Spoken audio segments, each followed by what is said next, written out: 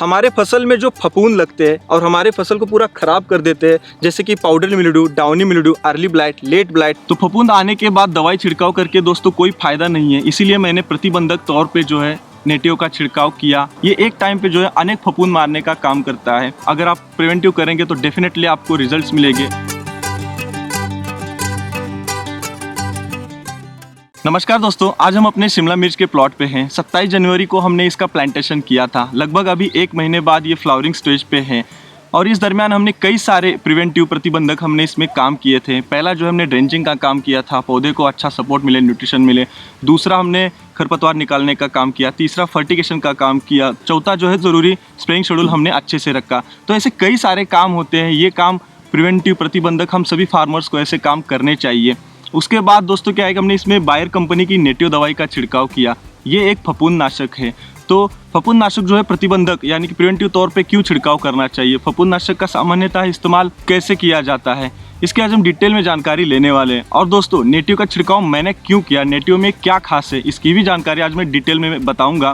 तो दोस्तों सबसे पहले तो चैनल को सब्सक्राइब कीजिए, बेल आइकन जरूर दबाइए ताकि नए नए आने वाली वीडियो की अपडेट आपको मिलती रहे। अगर आप फेसबुक पे देख रहे हैं तो फॉलो जरूर कीजिए।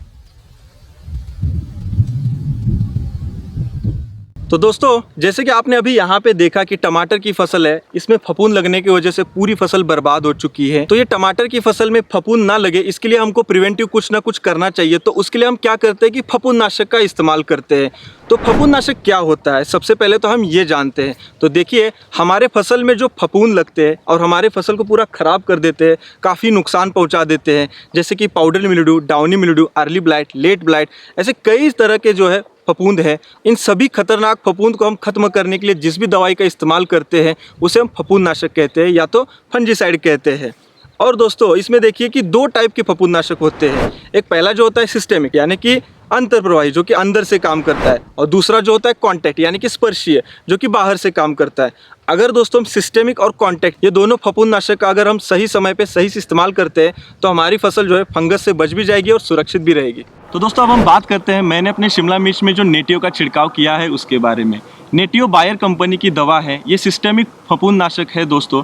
और ये मैंने शिमला मिर्च में क्यों इसका छिड़काव किया है, क्योंकि खास और विशिष्ट फंजीसाइड है। ये एक टाइम पे जो है अनेक फफूंद मारने का काम करता है। और खास बात ये है कि ये ब्रॉड स्पेक्ट्रम फंजीसाइड है। इसमें जो है 2 कंटेंट आते हैं। पहला जो है टेबुकोनाजोल 50% और दूसरा जो है ट्राइफ्लॉक्सिस्ट्रोबिन 25% WG है, जो कि छोटे छोटे सेव के टुकड़े जैसे फॉर्म में आता है। और हमने शिमला मिर्च में इसलिए स्प्रे किया है क्योंकि हमारी जब शिमला मिर्च फ्लावरिंग स्टेज पे होती है तो उस टाइम पे बहुत रोग आते हैं और वातावरण में भी अगर बदलाव हो जाते हैं तो हमारी मिर्च की फसल ख़राब हो जाती है, जैसे कि पाउडर मिल्ड्यू, एंथ्राकोन्स, अल्टरनिया लीफ स्पॉट, ऐसे फफूंद लगते हैं और पूरी फसल हमारी बर्बाद हो जाती है।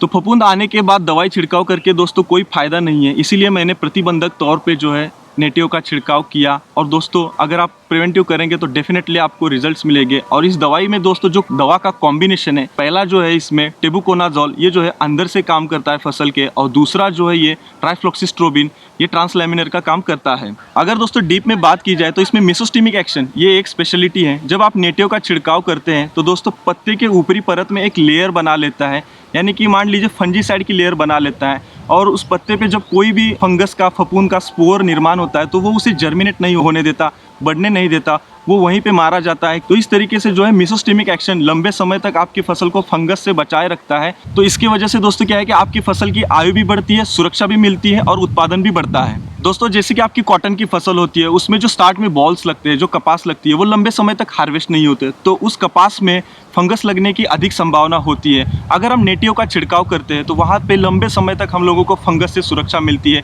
इसीलिए जो है नेटिव को वृद्धि मित्र भी कहा जाता है, यानी कि आपकी फसल के आयु में भी वृद्धि और उत्पादन में भी वृद्धि। अब इसका इस्तेमाल जो है कौन कौन कर सकता है, तो हमारे सभी फार्मर्स कर सकते हैं। और फसलों में अगर मुख्यतः हमारी जो फसलें हैं जैसे कि धान, गेहूँ, सोयाबीन, कपास, उसके बाद सब्जियों में शिमला मिर्च, टमाटर, और फलों के खेती में अंगूर, आम, सेब, ऐसे कई सारे फसलों में आप नेटिव का इस्तेमाल कर सकते हैं। तो दोस्तों जैसे मैंने शिमला मिर्च में स्प्रे किया तो एक टाइम पे आने वाले अनेक रोग रोक दिए। तो इस तरीके से काफ़ी सारे अलग अलग रोग पे कंट्रोल मिल जाता है। और यहाँ पे देखिए ये टोमेटो का प्लॉट है, तो यहाँ पे अर्ली ब्लाइट पे कंट्रोल मिल जाता है।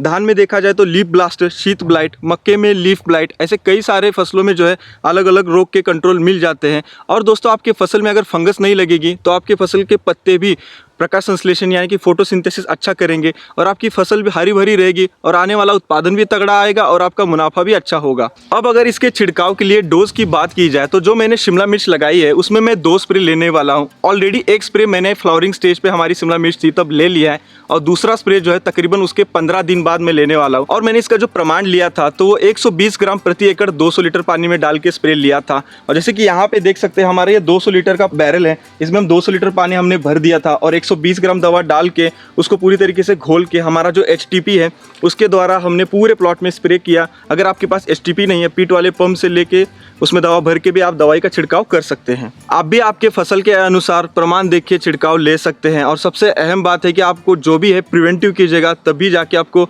अच्छे रिजल्ट्स डेफिनेटली मिलेंगे।